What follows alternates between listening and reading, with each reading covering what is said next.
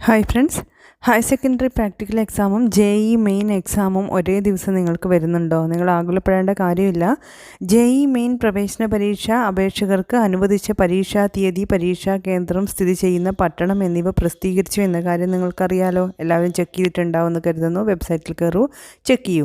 ജനുവരി 24 മുതൽ ഫെബ്രുവരി 1 വരെ നടക്കുന്ന JEE മെയിൻ ഒന്നാം സെഷൻ പരീക്ഷയുടെ അനുവദിച്ച പരീക്ഷാ തീയതി, പരീക്ഷാ കേന്ദ്രം, സ്ഥിതി ചെയ്യുന്ന പട്ടണം എന്നിവ പരീക്ഷാർത്ഥികൾക്ക് ഇപ്പോൾ അറിയാനുള്ള ഫെസിലിറ്റി ഉണ്ട്. പോർട്ടലിൽ ആപ്ലിക്കേഷൻ നമ്പർ, ജനനത്തീയതി എന്നിവ നൽകി സിറ്റി ഇൻറ്റിമേഷൻ സ്ലിപ്പ് ഡൗൺലോഡ് ചെയ്യാവുന്നതാണ്. നിങ്ങൾക്ക് അഡ്മിറ്റ് കാർഡ് ഉടൻ പ്രസിദ്ധീകരിക്കുന്നതായിരിക്കും. വെബ്സൈറ്റ് അറിയാമല്ലോ, JEEmain.nta.ac.in ആണ്. JEEmain.nta.ac.in.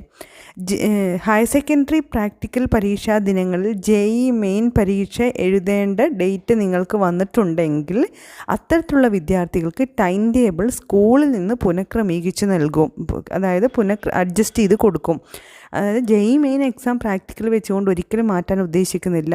കാരണം അത് ഓൾ ഇന്ത്യ ലെവലിൽ നടക്കുന്നതാണ്. പകരം നമ്മുടെ സ്കൂളിൽ നമുക്കറിയാം പ്രാക്ടിക്കലിന് ഓരോ ഡേറ്റ് കൊടുത്തിട്ടുണ്ടാവും. അപ്പോൾ എന്തായാലും ഒരേ സബ്ജക്റ്റ് തന്നെ പ്രാക്ടിക്കൽ വ്യത്യസ്ത സമയം ഉണ്ടാവും. അതല്ല ഒരു ദിവസം തന്നെ അന്ന് JEE മെയിൻ എക്സാമും ഉണ്ട്, പ്രാക്ടിക്കൽ എക്സാം വരുന്നുണ്ടെങ്കിൽ വേറൊരു ദിവസത്തേക്ക് തന്നെ അഡ്ജസ്റ്റ് ചെയ്ത് കൊടുക്കണം എന്ന രീതിയിലുള്ള ഇൻസ്ട്രക്ഷൻ വന്നിട്ടുണ്ട്. അതുകൊണ്ട് നിങ്ങളത് കോൺഫ്ലിക്റ്റ് ആവും. അതുകൊണ്ട് JEE മെയിൻ ഞാൻ വിടുന്നു, പ്രാക്ടിക്കൽ അറ്റൻഡ് ചെയ്യാൻ ആകുലപ്പെടേണ്ട. നിങ്ങളുടെ സ്കൂളിലെ ടീച്ചേഴ്സിനോട് സംസാരിക്കൂ നിങ്ങൾ.